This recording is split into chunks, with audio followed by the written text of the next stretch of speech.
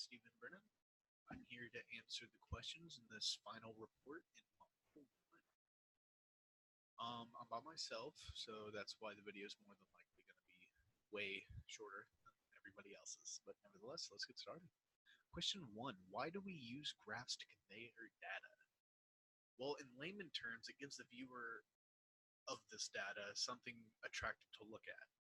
If there is just a number or table of data on a page, people will only glance at it and get bored. Just like a PowerPoint, if you don't put pictures, it's not going to attract people's attention. If you're in a PowerPoint and it's just words, people are just going to glance at it and just skip over it. You must be able to captivate your audience with the pretty pictures, the colored cells, like I did in this scenario, making the texture background so it's just easier to read. But for the most part, mainly because it's just nice and neat. It's just easy to understand. Everything's nice and organized. It's just very attractive. Like if I go to Excel, the report one. Now let's do a better example. This, looking at this table is just bland and boring, where the graph just gives you visualization. Of course, this is the false graph. This is a real graph, as we talked about before. But it's just the graphs are just a better, clear picture of portraying our data. And everything's nice and labeled. It's just very easy to understand. Question two: how do bell charts work? I chose this question because out of everything, that's the one chart I've never seen before and was kind of took some time to understand. So, yeah. Normal distribution is the curve of concentration on the center and decreases on both sides, making a bell shape. The data is symmetrical, nice and neat. Back to the first question. This means that you can create reasonable expectations as to the possible outcome lies within a range to the right, left, or right to the center. Once you have measured the amount of deviation contained in the data, this is the measurement. This is measured in terms of standard deviations. The bell curve graph, the curve depends on two factors. The mean and the standard deviation. The mean identifies the position of the center, and for the standard deviation determines the height and width of the curve. For example, a large standard deviation creates a bell that is short and wide, while a small deviation would make it very tall and narrow, like a little tower. Question three: when should we use different types of graphs? It is all subjective to the person making the graph, but mainly it's decided by the type of data you have. It's very limited in that aspect. Pie charts, for example, are best when you are trying to compare parts of a whole. Also shows changes over time. Bar graphs are used to compare things between different groups, one or more, or two or more. It doesn't matter. Or also to track things over time, but not both at the same time. It's got to be one or the other. You would need a line chart for that, for instance.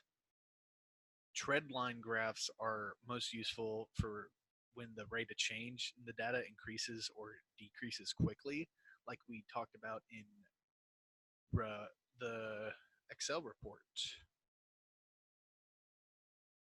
like as shown here. I had to find it real fast.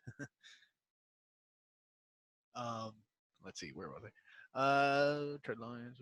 You would also use a Venn diagram to organize information so that it's easy to see the relationships between each other.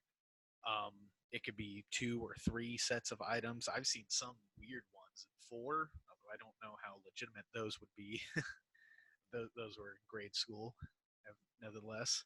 They identify similarities and differences. We've been using them for years. Everybody should know what they are. There are instances where you could use multiple graphs It's just generally better to use one. But like I said at the beginning, it's subjected to the person, but it also depends on the data and which is just best for organization purposes. Question 4. How could line charts be effective to convey profit margins?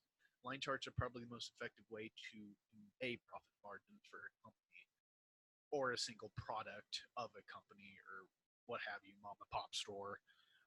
This is due to the fact that it has both the y-intercept, or it has a y-intercept, both negative and positive. Need to get my hand in there, positive and negative, to convey the relatively simple data.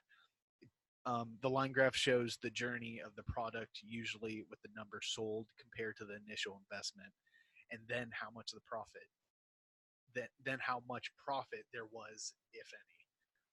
It would usually show the lowest point, the break-even point, in the total profit, starting at the initial investment of that product. And of course, it conveys it over time, which is the best way to convey profit margins.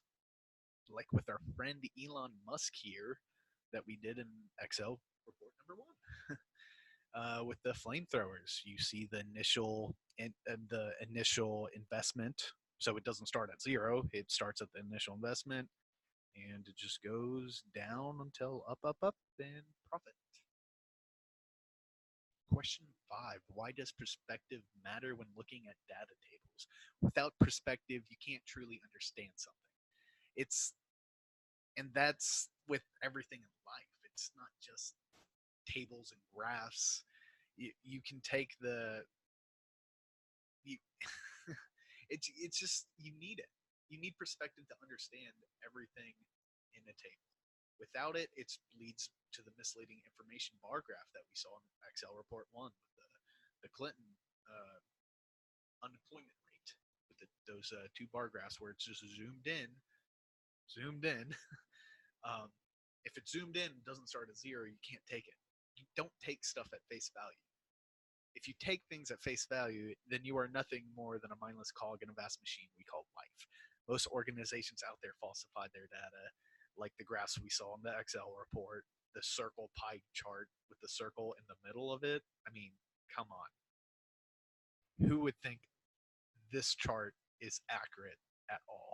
Even this one, if you can do simple addition, you know that the city is profits funding, arena funding, is way more than half if you just add these together. You just need to be observant when you're reading. This misleading data may not seem like much, but it goes unnoticed by